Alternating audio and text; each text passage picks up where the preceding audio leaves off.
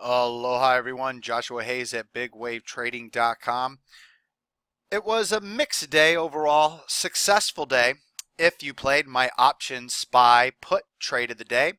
I gave the May 4th 267 puts as the play of the day to hold throughout the day. Unfortunately, I decided to go surf, so due to the way that I traded, I only left with basically I would consider flat, less than a 5% gain. However, those 267 5-4 SPY put options, if you go check from the morning play was quite clear. Market rallies, starts to roll over, you take the puts. Had you done that, you returned once again another 100% return intraday if you held into the close. Now I had to go do stuff, so I sold my position right before the market sold off into the end, so I didn't realize 100% gain, but hopefully some of you guys out there did. If you did, please let me know so I can congratulate you.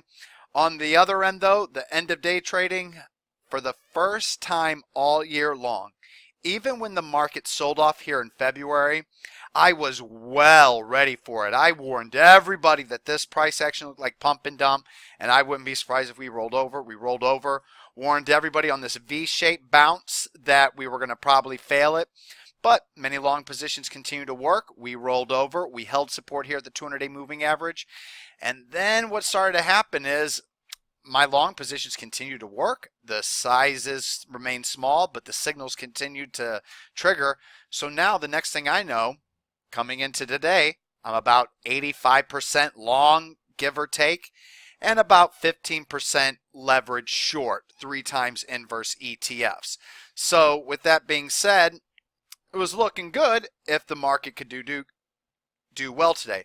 Now, while I expected to trade SPY puts on the downside, I did not expect us to close at the low of day today. That's very bad. And with us closing at the low of day across the board, look at the Dow Jones Industrial Average, fail at the 50-day moving average, close at the low of day. Look at the QQQ, fail at the 50-day moving average and close near the low of day. SPY, fail at the 50-day moving average and close at the low of day. And the Russell 2000 trade right back below the 50-day moving average. We haven't fallen apart yet, but if we start to roll over and fall apart here, it's going to finally hurt. This is, I have not felt like I've been on the wrong side of the market this entire year, despite how it's traded. Following Monday's session, I'm now quote, quote, worried, quote, quote, nervous about my end of day positions. Now that being said, these were the only full sell signals. SIGA, which is basically already all out of, HRS, which I never got a position in, and KFRC, which I was knocked completely out of on Friday. So those were the only full sell signals. So that is the one small good news on today's session. But once again, those crazy mixed signals continue. I've got a new long signal in IOTS, and even though it's extended, it's kind of hard for me to pass on a stock that looks like this long term and short term, with it making so many different scans. The perfect speculator, new 52-week high, price volume bop surge, max green bop for 5-day scan. It's almost impossible to pass on IOTS, so I'm going to take IOTS long, anywhere from 1 to 1.25% of my account capital, limit order the close at 9, and then because they're so small positions, I'm still willing to give these stocks room to work. So my first cut loss is going to be below 810, and my final cut loss is going to be a move below 740 initially. But if it starts to pull back immediately on heavier volume, losing that green bop, just like always, I'm raising my stops. The goal is that this should be the only stop to come into play. This stop should never come into play. These are just initial stops in case on day one they crash. But if they don't crash, IOTS, if it doesn't move higher right away, I'll start to get out. And then the other new long position, there's only 2. NTRP. NTRP is also from the Perfect Speculator scan. It was only confirmed in my tertiary scan, but nice pocket pivot point signal off the 50-day moving average, above average volume with green bop confirmation.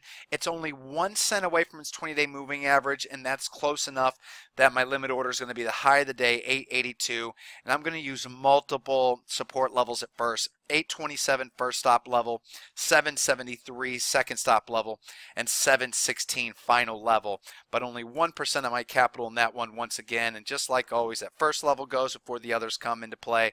I'll be moving my stops up.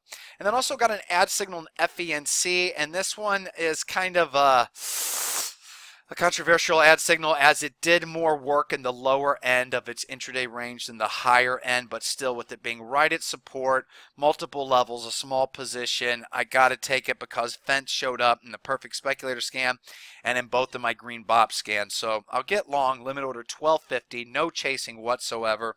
First cut loss level 1187, second cut loss level 1129, then 1084, then 1032.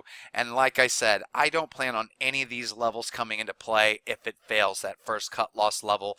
These are just initial emergency levels. But besides Fence, IOTS, and NTRP from the perfect speculator scans, there are no new long positions overall. There were a couple of names I flagged. BAND from the IPO scan, but it has earnings coming up, and Grub, but it has earnings coming up.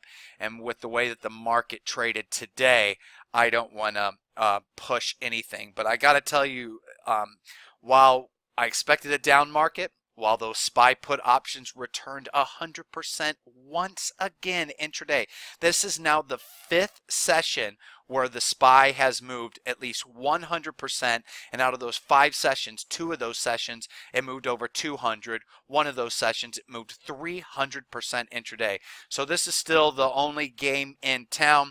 Day trading, it's still hit and miss intraday and end of day. Boy, oh boy, if this market rolls over, it's going to be painful. So while the majority of my long positions have gains, all of these recent new long positions I've taken, and there's been quite a few lately, a signal's a signal's a signal. At least I'm not putting all my count into each one and then having one fail, then moving it over to the next one, having that one fail, and over and over and over. So it's still been very methodical and not too painful.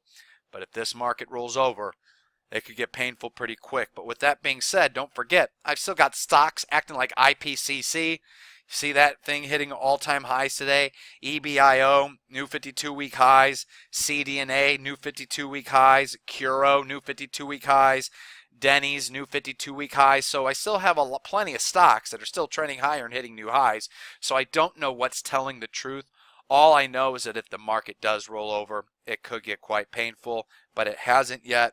So a signal's a signal's a signal. If all of these signals fail, joining today's group of new long signals that did not do well besides SOI, then I'm going to pull back completely on long signals, really tighten up the stops, and then the old market axiom, sell them and go away, appears to be in effect. If we don't break apart tomorrow, then I can probably breathe easy and know that it probably just means we're going to chop around. I just don't like that we closed at the low of day today. I did not expect that. That was the one scenario that I didn't even think that was possible today, to be honest with you. I just thought there's just too much good news, too many good earnings report.